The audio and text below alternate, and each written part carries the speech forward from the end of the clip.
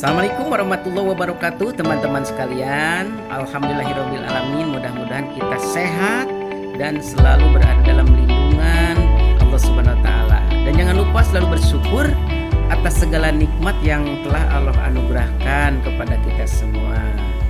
Teman-teman, alhamdulillah pada tayangan kali ini kita akan memuat tentang progres atau perkembangan, yaitu penyajian data terkait BSU, ya, bantuan subsidi upah, dalam hal ini oleh BP Jamsostek atau BPJS Ketenagakerjaan.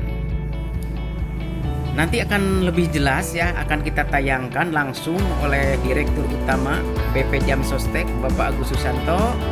Nanti kita simak sampai tuntas bagaimana data yang telah diterima oleh BP Jamsostek dan bagaimana cara mengelola data dan lain sebagainya. Maka kita nanti simak penyajian yang akan disajikan oleh Dirut BP Jamsostek Bapak Agus Susanto. Sebelumnya terima kasih telah menonton channel ini, mudah-mudahan bermanfaat konten-kontennya, dan jangan lupa subscribe channel ini. Subscribe itu gratis, ya, dan nanti juga akan mendapatkan gratis video-video berikutnya dan akan ada notifikasi video terbaru. Mudah-mudahan bermanfaat bagi kita semua. Yuk kita simak pemaparan tentang progres atau perkembangan penyajian data yang dilakukan oleh BP Jamsostek bersama Dirut Bapak Agus Susanto.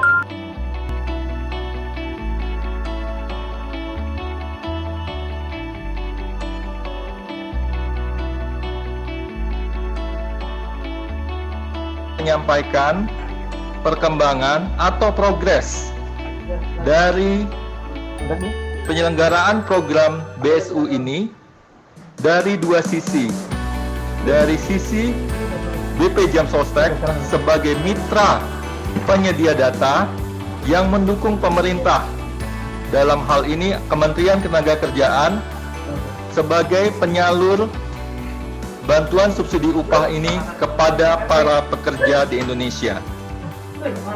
Untuk mempersingkat waktu, press conference ini akan dimulai dengan penjelasan dari Bapak Dirut BP Jamsostek tentang bagaimana progres atau perkembangan penyajian data terkait dengan bantuan subsidi upah yang diselenggarakan atau yang dilaksanakan oleh BP Jamsostek.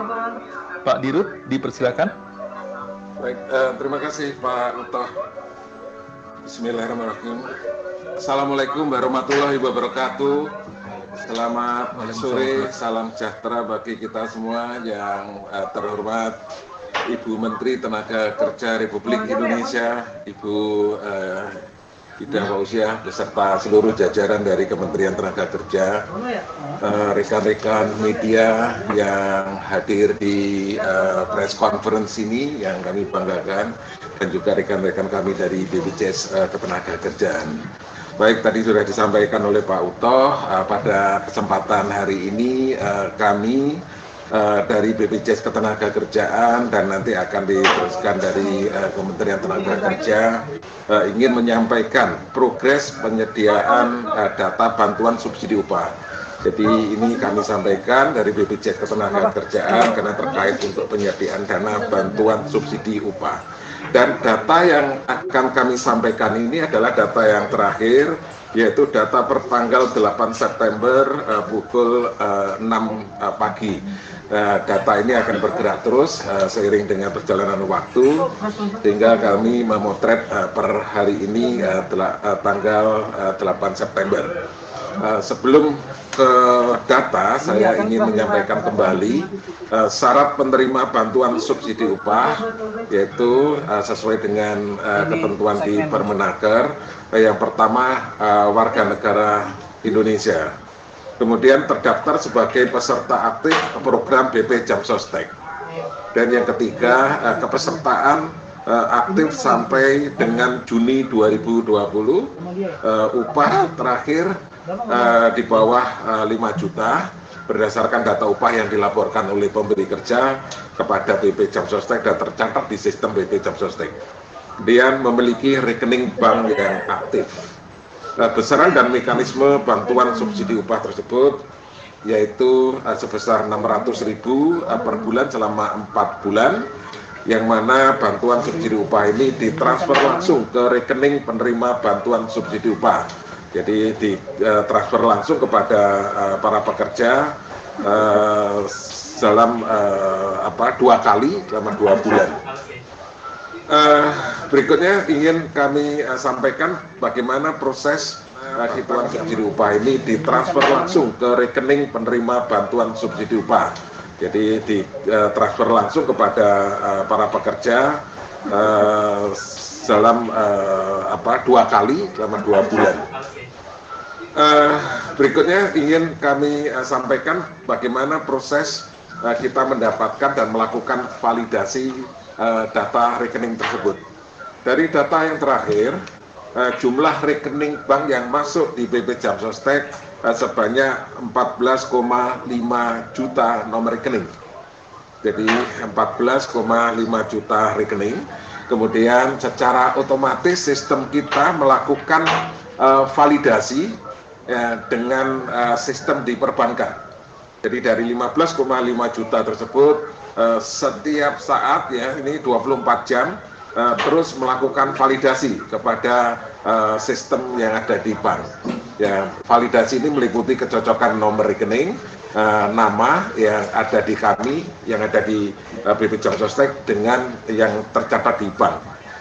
Dari 14,5 juta yang sudah tervalidasi oleh bank itu sebanyak 14,3 juta. Ada sebanyak 200.000 yang masih dalam proses validasi, kemudian ada 19.000 yang tidak valid. Yang tidak valid ini kita kembalikan kepada pemberi kerja untuk dilakukan koreksi atau perbaikan.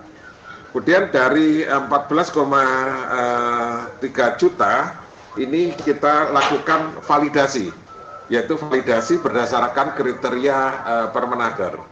Dari hasil validasi kita tercatat ada 12,5 juta yang sudah valid, namun demikian ada 1,6 juta yang tidak valid dan tidak bisa diteruskan. Jadi ada 1,6 juta yang tidak bisa diteruskan karena tidak sesuai dengan kriteria di Permenaker. Dari 12,5 juta yang sudah valid tersebut kita validasi lagi, yaitu validasi untuk ketunggalan, yaitu ketunggalan nomor rekening. Jadi satu nomor rekening yang akan ditransfer. Kemudian hanya satu peserta yang akan ditransfer. Kemudian data nomor rekening, nama di rekening harus sama dengan nama yang tercatat di kepesertaan BP Jam Sostek. Nah, dari validasi tersebut akhirnya kita mendapatkan angka 11,7 juta. Ada 779.000 yang tidak valid dan ini kita kembalikan lagi ke perusahaan untuk diperbaiki. Dari 11,7 juta inilah yang betul-betul sudah valid, yang sudah siap untuk ditransfer dananya. Dari 11,7 juta ini kita serahkan kepada Kemenaker, yaitu di gelombang pertama kita serahkan 2,5 juta.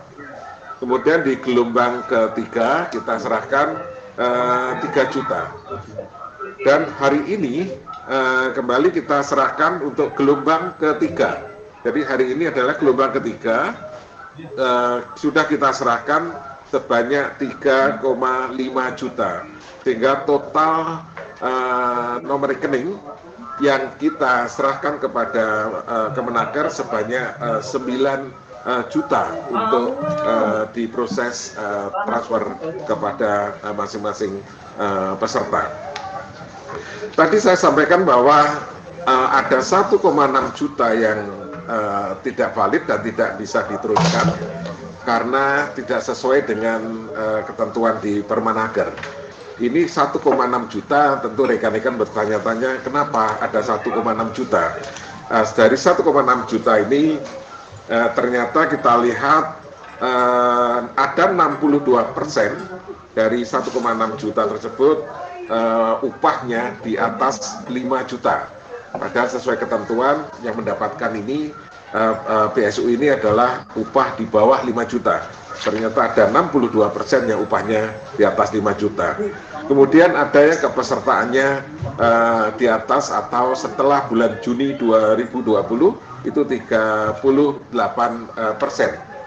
Mungkin rekan-rekan menanyakan kenapa bisa terjadi demikian, ya karena sebagian dari perusahaan tersebut mengirimkan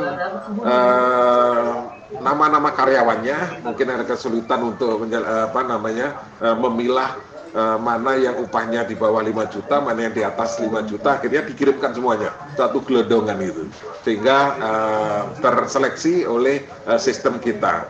Kemudian juga ada kemungkinan tidak bisa melihat atau ada kesulitan memilah mana karyawan yang sebelum 2000 bulan Juni dan mana karyawan baru yang baru didaftarkan, sehingga mereka kirimkan semuanya. Nah, ini juga terseleksi atau terfilter oleh sistem aplikasi di BP Jam Sostek. Nah, itulah yang menyebabkan ada 1,6 juta yang tidak bisa diteruskan. Demikian teman-teman penyajian tentang perkembangan atau progres penyajian data oleh Bapak Agus Susanto, Direktur Utama BP Jam Sostek. Mudah-mudahan bisa kita pahami dan bisa kita mengetahui perkembangannya langsung dari pihak terkait, yaitu BP Jam Sostek. Mudah-mudahan tayangan ini bermanfaat. Jangan lupa like, komen, share, dan subscribe channel ini. Subscribe gratis, dan Anda pun akan mendapatkan gratis notifikasi video-video terbaru. Mudah-mudahan semakin bermanfaat. Terima kasih telah menonton channel ini. Mudah-mudahan apa-apa yang kita cita-citakan dan apa-apa yang kita tuju dapat